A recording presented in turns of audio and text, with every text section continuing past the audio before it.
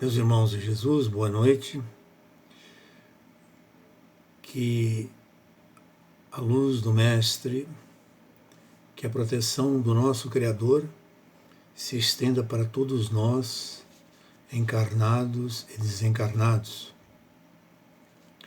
a nós todos, companheiros da Casa da Fraternidade. O tema que nos é trazido para a nossa meditação e reflexão na noite de hoje é extraído do capítulo 15, que tem como título Fora da caridade não há salvação. Precisamente a parábola do bom samaritano. A parábola do bom samaritano, ela inicia-se, ela faz parte do capítulo 5, versículos 25 a 37 de Lucas. Inicia com a presença de Jesus, levanta-se um doutor da lei e para o tentar indaga-lhe: Mestre, que fazer para possuir a vida eterna? Respondeu-lhe Jesus: O que está escrito na lei? Que é que lês nela? Que é o que lês nela? Então, ele respondeu aquilo, síntese lá dos 10 mandamentos: Amarás o Senhor Deus de todo o coração, de toda a tua alma, com todas as tuas forças, e de todo o teu espírito, e conclui: é teu próximo como a ti mesmo. Vejamos, portanto, que o doutor da lei repete é uma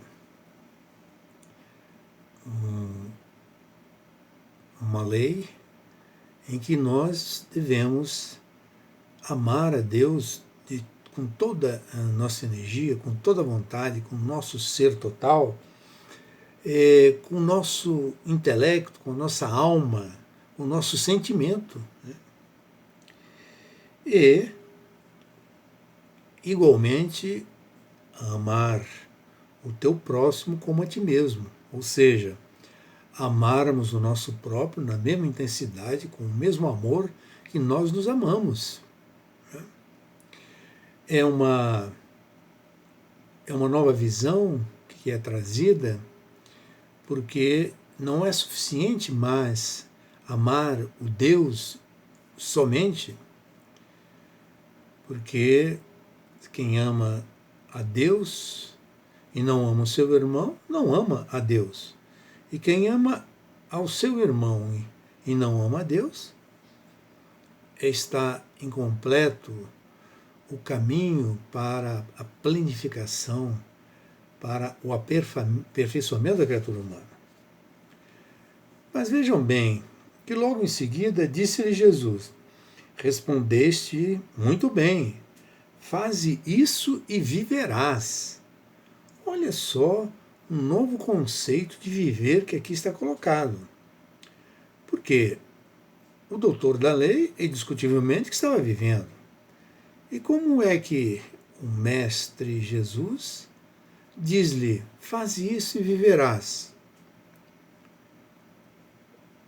Nós caímos no entendimento aqui de que é uma nova vida e que é diferente ou suplementar, complementar dessa vida, ou então é a vida em si, né? A vida em si, plena, total. Ou seja, que o viver sem o indivíduo amar o seu Deus e o seu próximo como a si mesmo, ele viverá diferentemente daqueles que não professam, que não assim procedem, que assim não pensam. Porque ele está vivendo pela metade, ele está vivendo um aspecto egoísta dele, diríamos assim. Ele está vivendo uma vida pela metade. Né?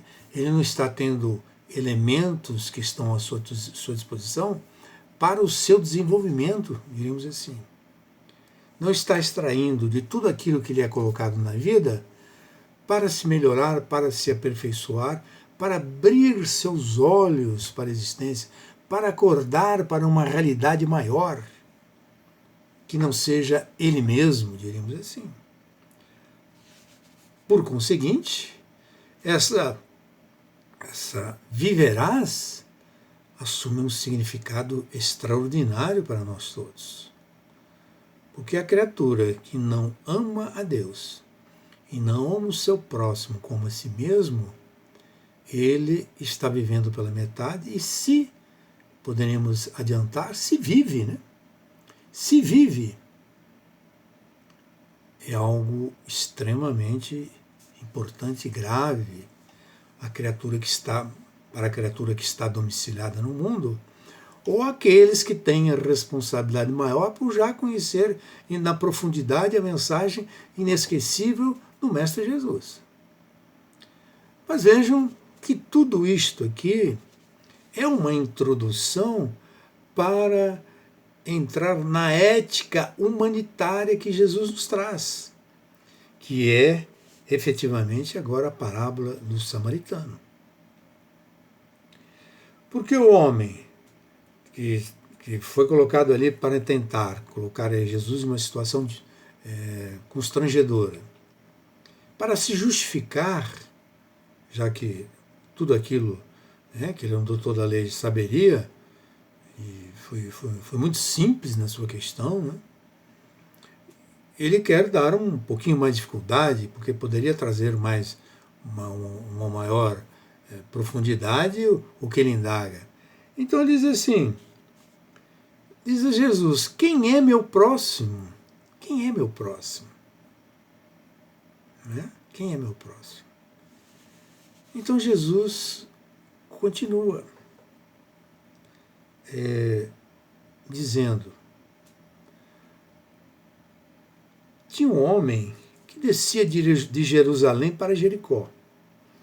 De Jerusalém para Jericó, que são 25 quilômetros, que caiu em poder de assaltantes, de ladrões, de malfeitores, que o despojaram, cobriram de chagas e ferimentos e se foram deixando-o semi-morto. Esse é o aspecto fundamental, uma criatura agredida e deixada ali à sua sorte.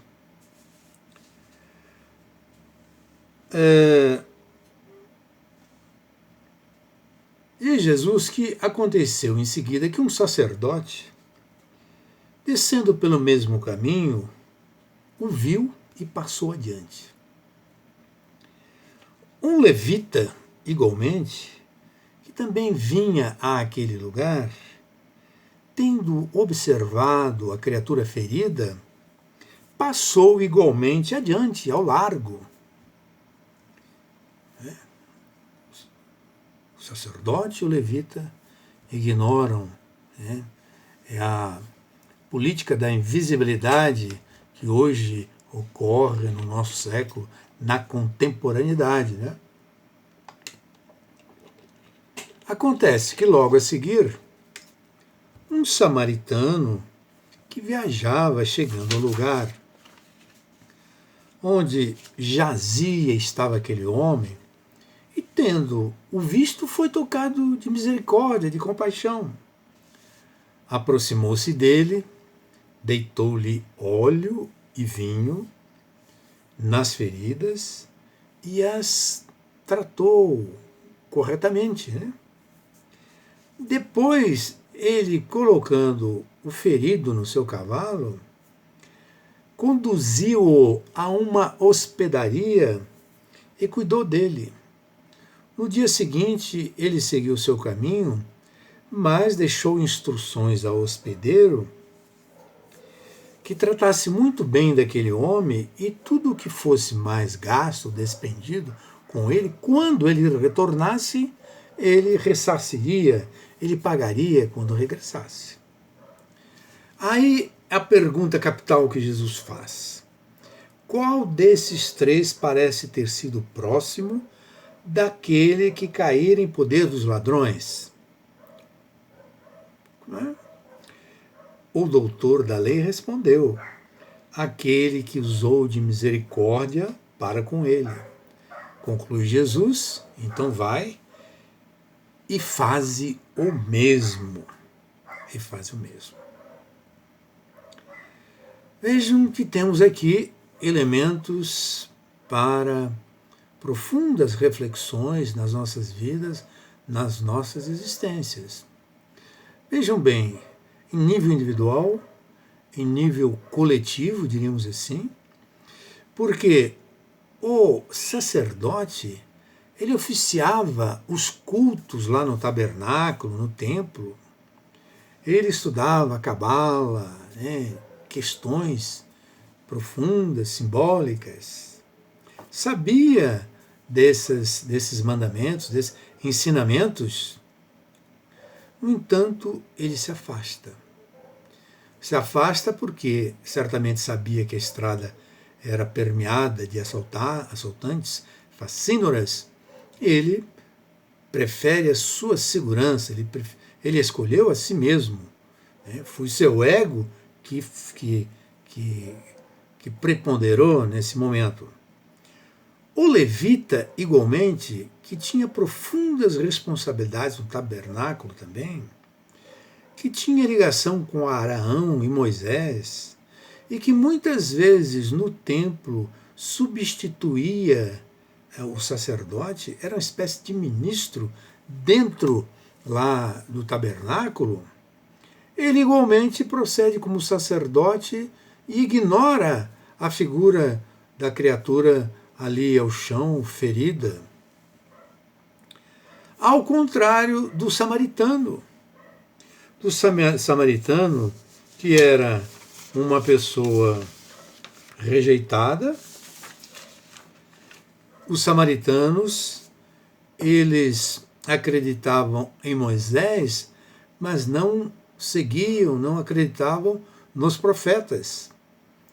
Eram, portanto, anatemizados pelos judeus, pelos sacerdotes, pelos levitas.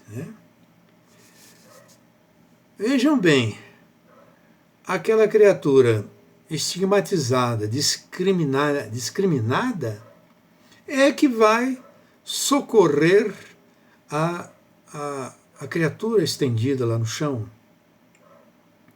Quando, em verdade, quem tinha o dever, que tinha a responsabilidade para serem harmônicos com aqueles que ensinavam, que eram portadores para os que o seguiam, é justamente o samaritano desprezado da própria sociedade e que não tinha dever algum de socorrer uma criatura que se inunda de misericórdia e o socorre. Mas vejam bem, ele não se limitou a isto. Veja bem que ele perdeu seu tempo, gastou seus bens, deitou sobre ele o óleo e o vinho, pensando suas feridas. Além do mais, talvez uma distância grande que ele tinha percorrido, ele percorre a pé, porque ele coloca o ferido no seu cavalo. E mais ainda, ele vai muito mais além.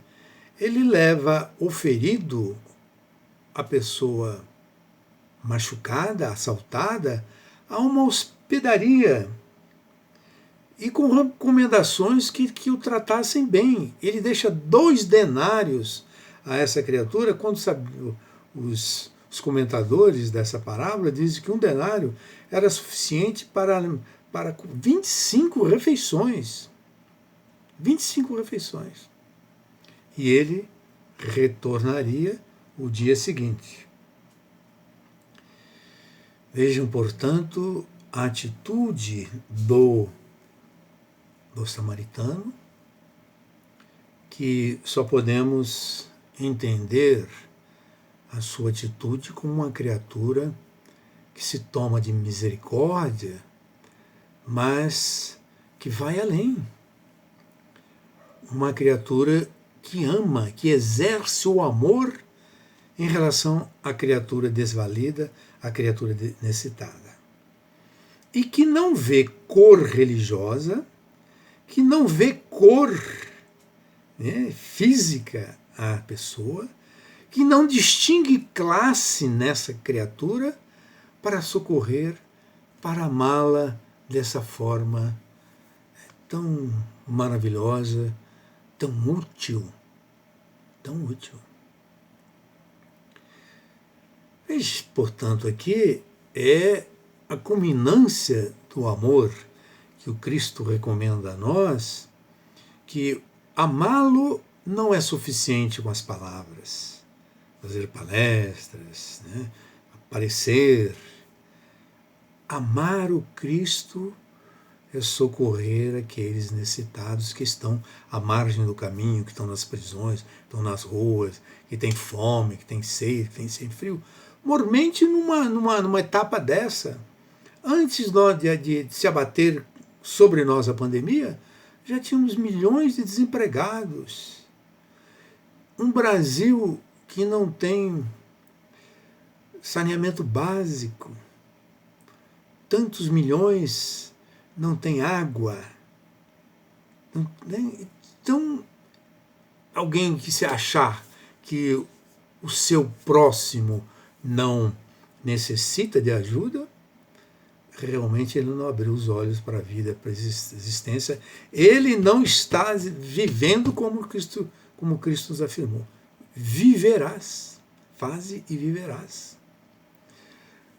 Portanto, o samaritano era o próximo, né, para aquela criatura ali.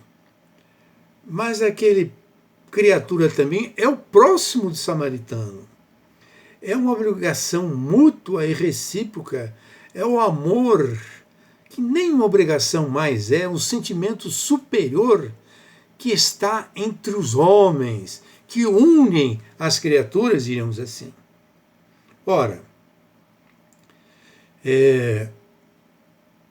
Emmanuel diz até que o próximo, olha só que profundidade, o próximo é a escada para Deus.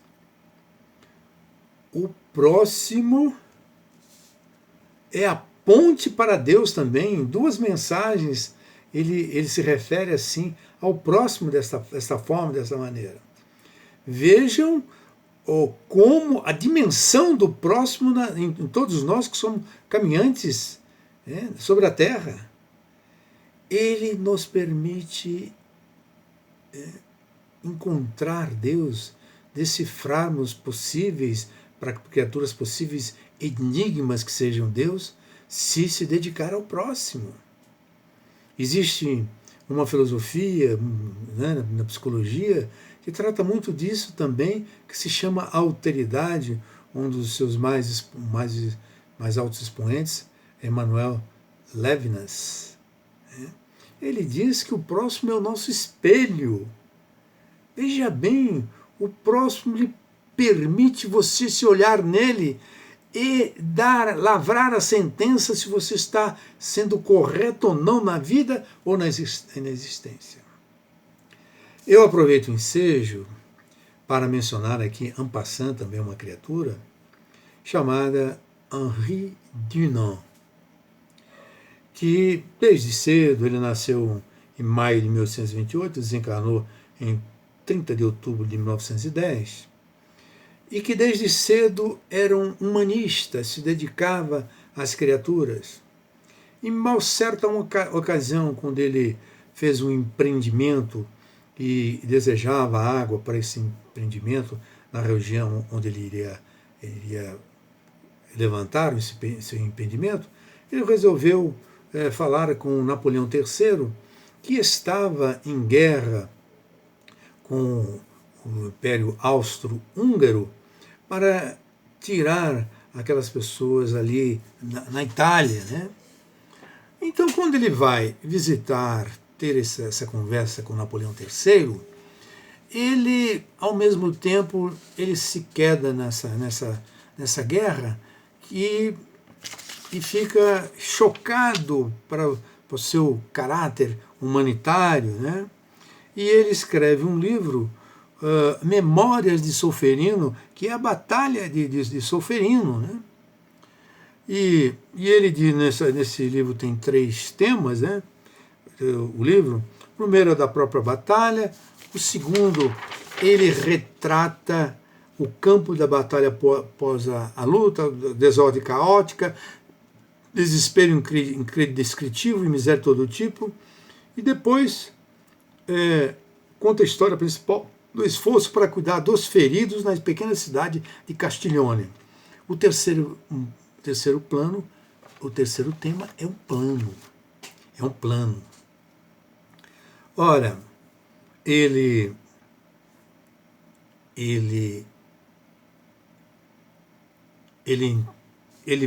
edita esse livro, manda para os governantes, para chefes militares, e ele consegue criar um comitê internacional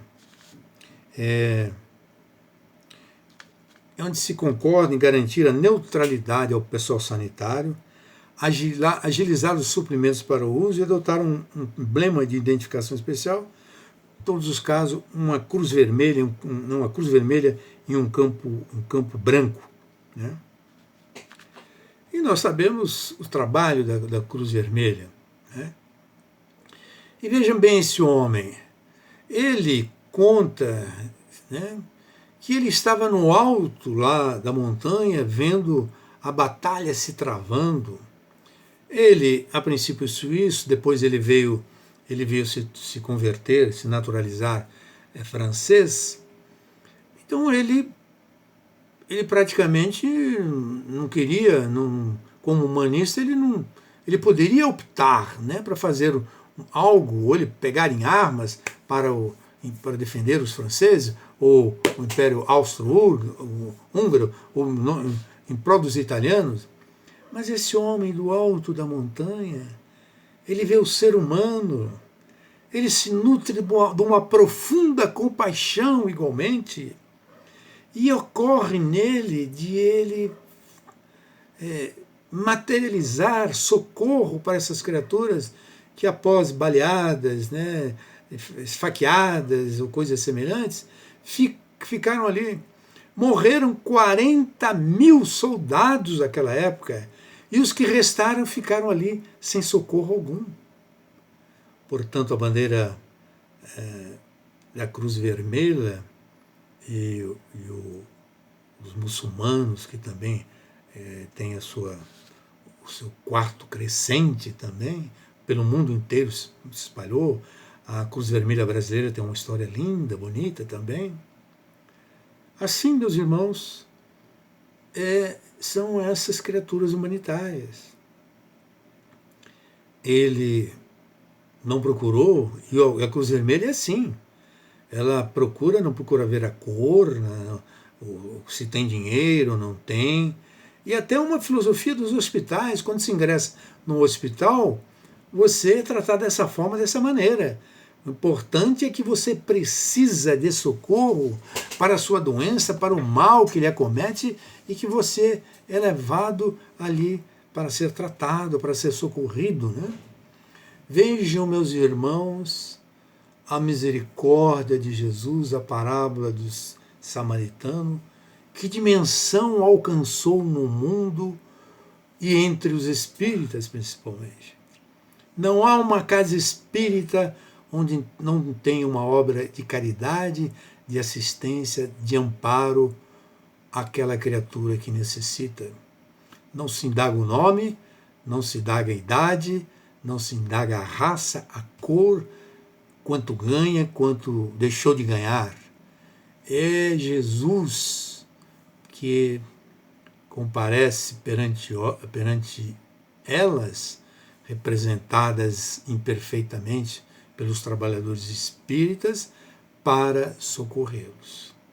Lamentavelmente, Henri Dunant veio a desencarnar pobre, miserável praticamente, mas em 1901, juntamente com outro colega, ele recebeu o Prêmio Nobel da Paz.